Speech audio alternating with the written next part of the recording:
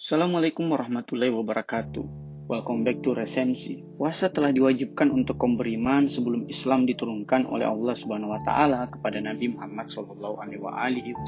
Lalu, apa yang membedakan puasa kaum beriman terdahulu dengan puasanya kaum muslimin? Salah satu pembeda utamanya adalah diturunkannya kitab suci Al-Qur'an pada malam nuzulul Qur'an. Kitab-kitab suci terdahulu juga diturunkan pada bulan Ramadan. Sebagai umat muslim, sudah sepatutnya kita melewati bulan Ramadan yang suci ini dengan saudara kembarnya, yaitu kitab suci Al-Quran. Musim Qiraati dalam bukunya berjudul Ramadan Bersama Al-Quran mengajarkan kepada kita mengenai 30 pelajaran Qurani dalam 30 hari bulan Ramadan, bahwa Ramadan merupakan bulan jamuan Allah Subhanahu wa taala sebagaimana Al-Quran yang merupakan hidangan rohaninya. Sudah selayaknya kita mempersiapkan dan memantaskan diri dalam memasuki bulan yang suci ini. Jika bertemu dalam jamuan pejabat saja kita mesti bersiap dan memantaskan diri, lalu mengapa tidak dengan jamuan ilahi ini? Saking mulianya bulan ini, Imam Ali Ridha alaihissalam melantunkan doa, "Wahai bulan Ramadan yang dirindukan sebelum kedatangannya dan ditangisi sebelum kepergian." Pada bulan Ramadan ini, bukan hanya puasa kita menjadi wajib dan penuh berkah, melainkan pula nafas kita termasuk zikir, tidur kita termasuk ibadah, membaca satu ayat Al-Quran setara menghatamkan seluruh ayat Al-Quran pada bulan lain, sebagaimana sabda Rasulullah Shallallahu Alaihi Wasallam. Inilah bulan penuh berkah, bulan yang penuh dengan bertambahnya kebaikan. Bahkan riwayat menyebutkan bahwa menantikan saat berbuka puasa merupakan keberkahan. Menantikan buka puasa dapat kita jadikan ajang sebagai upaya menantikan pertemuan dengan Imam Mahdi alaihissalam, atau bahkan penantian akan pertemuan dengan Allah Subhanahu wa taala di hari akhir kelak. Karena bulan Ramadan merupakan bulan turunnya Al-Quran, maka sudah sepatutnya kita mendalami dan menghayati Al-Quran. Jika Al-Quran merupakan petunjuk tekstual kita, di samping Rasulullah Shallallahu Alaihi Wasallam yang merupakan petunjuk kontekstual, maka sudah selayaknya kita hidup berdasarkan pedoman Qurani. Terdapat begitu banyak keistimewaan Al-Quran, diantaranya kitab yang diberkahi, kitab yang mulia, kitab yang merupakan mukjizat bagi Rasul Shallallahu Alaihi Wasallam, memuat banyak kisah masa lampau, yaitu masa yang telah lalu, masa Rasulullah Shallallahu Alaihi Wasallam, dan masa yang akan datang, yang menjadi pelajaran bagi kita dan menjadi kitab yang membedakan antara yang hak dan batil, antara yang hanya membaca serta menghafalnya dan mereka yang mengamalkannya dalam kehidupan sehari-hari. Dikarenakan banyaknya ibadah mulia di bulan Ramadan, penting pula kita memanjatkan doa terbaik di bulan ini, karena esensi dari peribadatan adalah ketundukan seorang makhluk dalam memohon doa kepada Sang Pencipta. Buku Kang Jalal berjudul Doa Bukan Lampu Aladin disebutkan bahwa Allah Subhanahu wa taala ridha mendengar rintihan para pendoa sehingga menunda pengabulan doa makhluk yang ia ridai, dan menyegerakan doa pendosa agar kelak tidak ada lagi rahmat bagi mereka di hari akhir. Dan salah satu adab berdoa adalah dengan mendahului doa dengan salawat dan menyebut nama-nama Allah yang terbaik, baik itu yang termaktub dalam Asmaul Husna maupun Jausan Kabir. Kapan sebaiknya kita berdoa? Salah satu waktu yang mustahab adalah seusai melakukan ibadah mahda terbaik, yaitu sholat. Doa seusai sholat merupakan salah satu adab agar sholat dan ibadah kita diterima di sisi Allah Subhanahu wa taala. Sholat berdampak pada pencegahan diri untuk berlaku keji dan mungkar, sebagaimana yang termaktub dalam Al-Quran surat Al-Ankabut ayat 45. Sehingga padanan dari ibadah mahda seperti sholat adalah ibadah sosial seperti amar ma'ruf dan nahi mungkar. Namun jika diperhadapkan yang mana yang harus didahulukan antara mendahulukan menyeru kebaikan atau mencegah kemungkaran, maka dahulukanlah mencegah kemungkaran. Sebagaimana pertanyaan Imam Ali alaihissalam kepada Rasulullah Shallallahu Alaihi Wasallam, apakah amalan terbaik pada bulan terbaik? Rasulullah Shallallahu Alaihi Wasallam menjawab, wara, yaitu menjauhi perbuatan dosa. Jika Ramadan merupakan bulan termulia, Al-Quran merupakan kitab suci termulia yang menyempurnakan kitab suci sebelumnya. Jumat merupakan hari termulia, sholat merupakan ibadah mahda termulia, maka Al-Fatihah merupakan surah termulia dalam Al-Quran. Al-Fatihah juga digelari sebagai ummul kitab atau induknya Al-Quran. Pada bulan Ramadan ini, sholat sunnah juga merupakan ibadah paling berkah yang menghiasi keberkahan Ramadan. Mulai dari sholat duha di pagi hari, sholat sunnah sebelum dan setelah sholat fardu, sholat tarawih, sholat witir, hingga sholat tahajud. Salah satu amalan yang paling utama di bulan penuh berkah ini adalah zakat dan humus.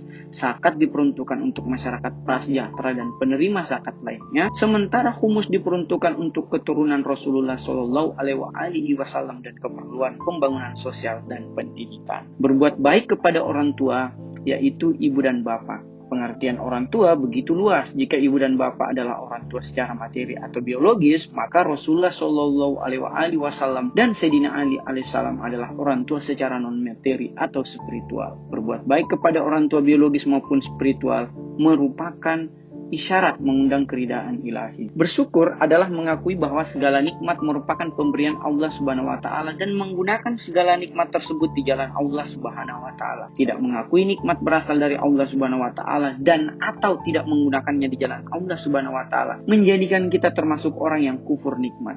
Janganlah menganiaya binatang di bulan berkah ini, karena binatang adalah petugas Allah Subhanahu wa taala. Menghormati hal-hal yang disucikan juga merupakan amalan yang mulia dan termasuk bagian dari ikhtiar menjaga kesucian saat melakukan perlawanan terhadap penghinaan terhadap Allah Subhanahu wa taala dan Rasul Shallallahu Alaihi Wasallam. Hijrah dapat diartikan sebagai berpindah dari kampung halaman dikarenakan gangguan, dapat pula sebagai berpindah dari kampung halaman untuk menuntut ilmu di negeri orang. Dalam bulan Ramadan pula terdapat satu malam yang lebih mulia dari 1000 bulan. 1000 bulan artinya sekitar 76 tahun, yang mana merupakan angka harapan hidup umat manusia.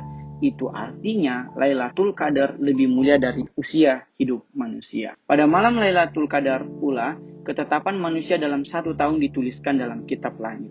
Jika bulan Ramadan adalah bulan terbaik nan suci, maka manusia terbaik nan suci adalah Rasulullah Shallallahu Alaihi Wasallam dan ahlul baitnya. Mereka lah yang disucikan oleh Allah Subhanahu wa taala. Begitu mulianya para ahlul bait Rasulullah Shallallahu Alaihi Wasallam, sampai-sampai beliau Shallallahu Alaihi Wasallam hanya memohon kecintaan kepada keluarganya sebagai upah risalah yang beliau Shallallahu Alaihi Wasallam bawakan. Ahlul bait Nabi Shallallahu Alaihi Wasallam yang paling mulia adalah Sayyidah Fatimah alaihissalam dan Sayyidina Ali alaihissalam, dan 11 keturunan suci beliau hingga Imam Mahdi alaihissalam. Perlunya wilayah atau kepemimpinan ilahi untuk memastikan keterjagaan agama ilahi ini. Pada zaman kita dipimpin oleh manusia suci keturunan Rasulullah Shallallahu Alaihi Wasallam yang bernama Imam Mahdi alaihissalam. Beliau alaihissalam merupakan wakil Allah Subhanahu wa taala di muka bumi dan baqiyatullah atau hujjah Allah yang masih tersisa. Begitu mulianya Rasulullah Shallallahu Alaihi Wasallam dan keluarganya yang suci, mereka berhak memberikan syafaat atas izin Allah Subhanahu wa taala. Hal ini tentunya dengan memperhatikan syarat-syarat pemberi dan penerima syafaat. Mereka yang melakukan dosa besar tentunya tidak berhak menerima syafaat, apalagi dosa syirik atau menyekutukan Allah Subhanahu wa taala. Dosa besar maupun kecil mesti dihapus terlebih dahulu dengan cara memohon ampun atau istighfar dan bertobat. Adapun tobat yang diterima adalah tobat yang bersungguh-sungguh, memohon ampun kepada yang telah kita ambil haknya, menuntaskan kewajiban yang ditinggalkan, menguruskan tubuh dari harta haram, hingga menanggung sulitnya mencari rezeki yang halal. Namun, jika kiamat telah tiba, tobat tidak dapat diterima lagi, baik itu kiamat kecil berupa kematian yang didahului oleh sakaratul maut, maupun kiamat besar berupa hancurnya dunia dan segala isinya. Salah satu yang menghapus dosa adalah menunaikan infak, dan sebaik-baik infak adalah kepada keluarga atau kerabat miskin dan tidak menyebut-nyebut pemberian tersebut. Di bulan Ramadan pula kita dianjurkan untuk memakmurkan masjid dengan beriktikaf pada 10 hari terakhir bulan Ramadan. Namun, jangan sampai iktikaf yang kita lakukan sampai mengabaikan tata krama sosial, baik sesama keluarga, sesama muslim, hingga pada sesama anak manusia meskipun berbeda agama. Dan termasuk tanggung jawab pada keluarga pula bagi kita untuk menikahkan para pemuda, baik itu dari orang tua kepada anaknya maupun kepada saudara. Apabila bulan Ramadan telah berlalu, maka datanglah hari kemenangan, hari raya orang-orang yang beruntung, karena hari raya Idul Fitri adalah hadiah ilahi. Kita sholat id di lapangan terbuka untuk mengingatkan kita pada hari kiamat dan mengingatkan kita pada orang yang telah tiada. Itulah 30 pelajaran yang dapat kita petik dalam 30 hari bulan Ramadan. Semoga kita termasuk orang-orang yang diberkahi dalam bulan yang penuh berkah ini. Ada pertanyaan?